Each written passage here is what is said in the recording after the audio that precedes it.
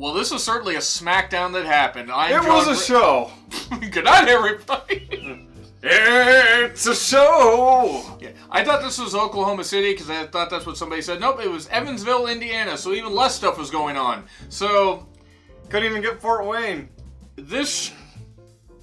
I've never been to Fort Wayne, but I've heard good stuff. Hey, shout out to my Indiana, watcher. The only thing good that I know about Fort Wayne is that there's a place called Bowser Lane.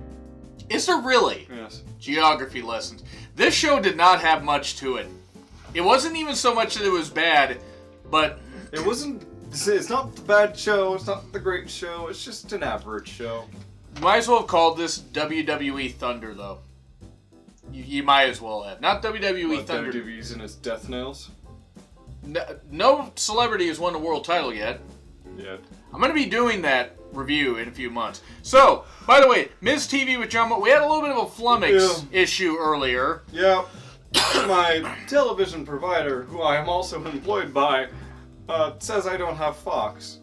So apparently, I guess some people are like it's probably snafu stuff. Whole point is, we use mine. We got it. We had Ms. TV with John Morrison. And of course there's a lot of talk of you people tonight. And that's the only thing that John picks up on. Oh, come on, Chris. Because he wants any excuse to use that gift. Chris, by the way, I'm 39 years old today. And Happy birthday. Yes, thank you. I mean it. I know you do. Happy birthday. I mean it. Well, so we get, my maturity level will eventually reach that. We get Morrison just cutting down everybody, saying The Miz worked hard and they remain friends and they picked on Kofi and New Day. And he's my best friend. I think, didn't you say he was like the best man at Miz's wedding? Or one of the grooms. One of the grooms. I mean, good stuff. So anyway, he calls the fans turd cutter and douchebag. So at least Morrison hasn't lost the edge as far as how he talks. He did struggle with promos when he was here in his first run in WWE. Mm-hmm. He's gotten a lot better. Yeah. And it was a fine segment. Then we have the New Day come out. But after getting that whole acting thing, he's got to learn how to deliver some lines. He does. He was in a Hercules movie. It wasn't very good. New Day. Big E at one point says, you couldn't even get cast as the back end of a human centipede.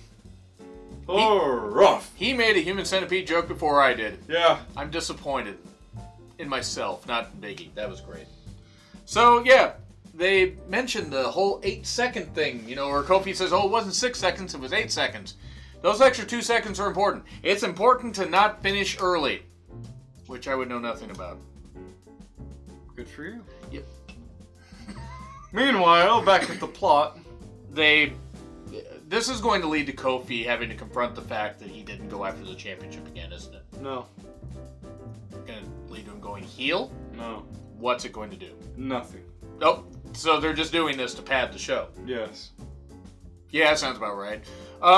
We then get Miz versus Kofi because 50-50 booking. Oh, wait! We get Big E and Morrison. But wait, there's more! We get Morrison. Call now and you can get one Big E fighting John Morrison on the side. The match is happening next week.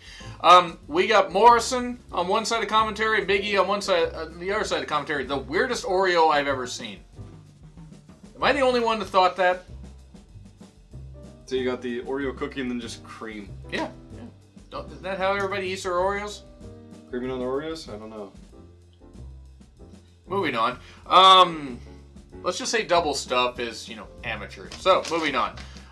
Miz versus Kofi, good stuff though. It happened. It was a good match. They always have good chemistry. Yeah. At one point, Morrison just still being ridiculous doing the hardcore parkour off the steps, knocking Big E down.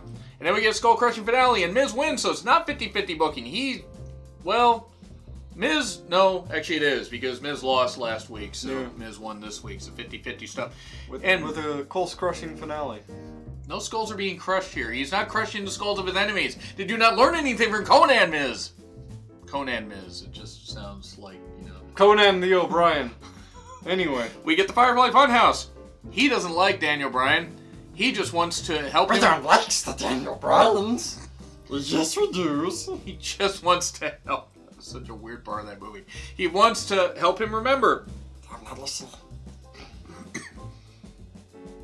What do you want to bet that's where they got the inspiration from? part of it, probably. That probably is it, actually. And you know what? Good on Bray for that.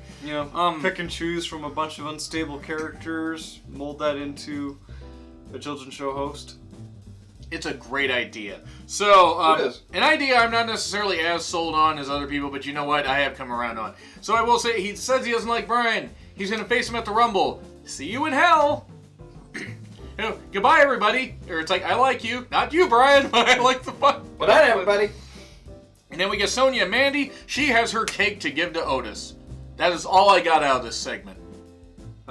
She actually has a cake. It's a good thing that they didn't write boo on it. It'd be a boo cakey. Wonder what you were going to work that in here. So then we get come back. We have Elias singing a song. This wasn't very good. This really wasn't. This was very meandering. And I like Elias. Yeah. And Evansville was happy to see him strumming his big wooden instrument. Or maybe just other people were. Who knows? But he was announcing he's going into the Royal Rumble, and he has to do it in song. In stereo. This segment felt like it was underwater. Speaking of which, bad segue, I did a review of that movie that just came out. What? He mentioned, right? Yeah, he mentioned it's Lisa's Not a Lana Lashley sex tape. Hopefully we don't see that. We then get Mandy giving her cake to Otis, and he's all happy to get something frosted from another woman. Mandy! And then we get Alexa and Nikki with a very awkward promo, and it wasn't that it was awkward, it was how they cut it. They were talking, and then they cut to the close-up of the camera, and then the person left the camera, the live feed on. Yeah. I was in and out of the room for a while, just because I was working on making some food. So I didn't catch some of the show. But this was pretty... You didn't miss anything. This was just really awkward, because then Alexa and Nikki are just like standing there, we're like, guys, why didn't you cut this? I mean, come on, seriously. And then we get Alexa with Nikki, Nikki Cross, the talented Nikki that WWE's had employed, versus Mandy with Sonya. Look, one, Vince had to be creaming himself because there's two blonde women all over each other.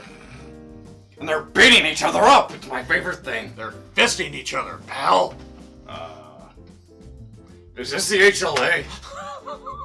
Vince has just caught up to 2002. It was something they actually did. Anyway, the match was fine. These women actually... Mandy is better than I give her credit for. Alexa, thankfully, has not gotten injured again. And the women are all doing some weird stuff. And then we get Heavy Machinery coming down, and Otis, with all the frosting all over his face, distracts Alexa. And then Mandy hits the devastating... Oh, no! Mandy hits the devastating... Yeah, I know what the fuck you said.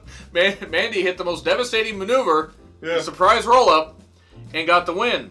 Mm-hmm. And while Otis had more frosting on his face. Fox paid $3 billion for this. For 5 years. Apparently. Yeah. 1 to 3 billion, something, whatever it is. Why? This is what you paid for? Well, they do have more money, and I mean, they do get quite a few viewers, They're not. Million. Yeah, but they would want more. They're not even getting they were barely getting what they were getting on USA. I think all reports seem to point that Fox is kind of satisfied with what they've got going. And that's great. I would want something more if I'm Fox. Like to get. No, I'd be like, am I making money? Yes. Am I losing money? No. Well, all right then. So yeah, that was a match, and then we get Lacey and Bayley. I wouldn't expect Integrity from Fox. No, neither would I. We get Lacey in the ring. She's going to face Sasha Banks, and then Bayley. Look, Bayley can make this work. They are giving her lousy material to make this work. She's running down her kid. She's running down all this stuff. She's running down. She's saying, "Well, Sasha Banks doesn't want to face you." And she's AWOL. Yeah, which arm drag.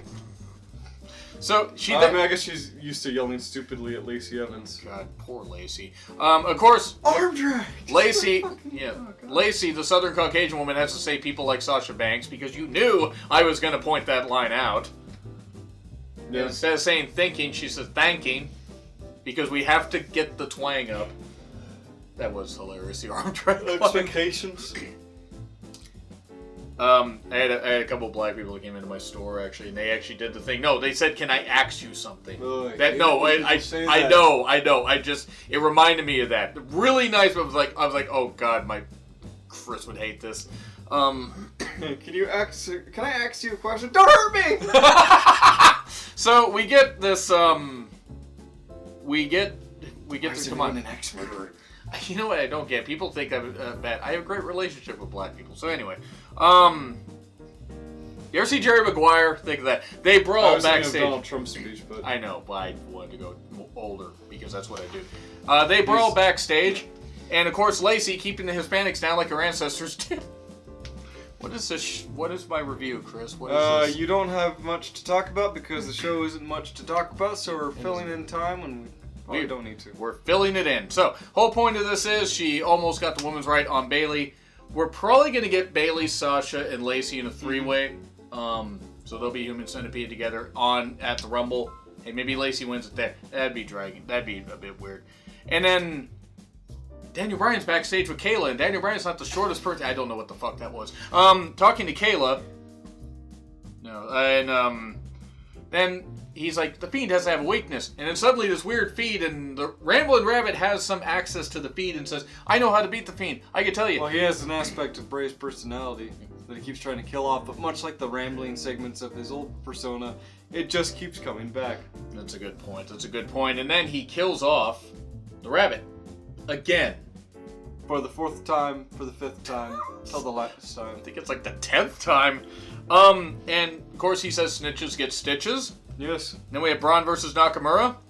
And Cesaro attacking Braun somehow did not cause the, he distracted him. Cesaro not remaining neutral. Ironic, because he's Swiss. Now, we all know that he's not neutral. He's definitely positive. Have you seen the flag? It is a big plus. That's a good point. This was a bad title thing here where Nakamura gets the title from Sami Zayn and goes to hit Braun. The referee is in full view of it, and then Braun power slams him. I think that WWE is trying to make their referees as dumb as the AEW ones, and it's actually frightening.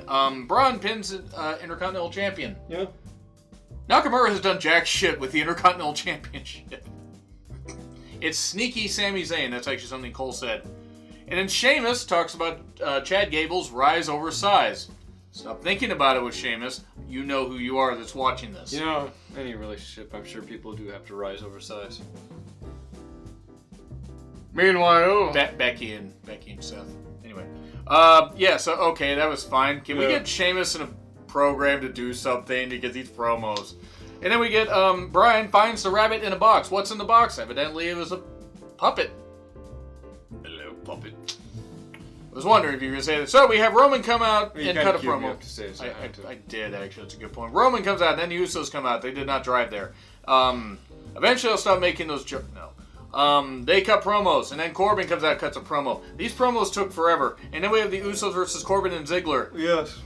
And apparently Corbin versus Reigns is going to happen on the undercard of the Rumble, and then they're going to be in the Rumble match. Because we don't have enough of a roster to fill it out without making people work twice. Oh, okay. Then we don't need to worry about that. We clearly don't. So, Morrison versus Big E is also happening next week. The Revival distract the Usos. One takes a really bad fall. Reigns had a horrible bruise on his arm. Yeah. It was a pretty big bruise.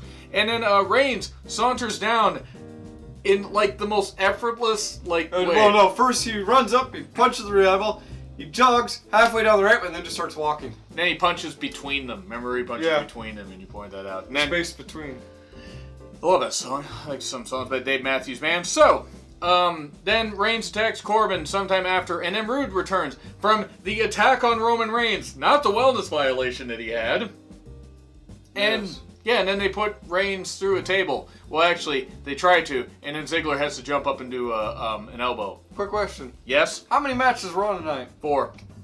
On a 2-hour show? Are you sure? Because NXT could do that in an hour. NXT can do that in an hour. This is a lot. It's C minus. Yeah. C it's minus. going to be C minus for me because it's right below sea level. There's a poll right here. You can grade along with us. Let us know what you think. Almost looks like his arm's going through my head. Ow! There's nothing up there. Anyway, like, share, subscribe. Leave the comments. Do all that shit. And I'm John Ritlin. This is... What line? Derp. The Derbinator. Derbinator. Okay, yeah.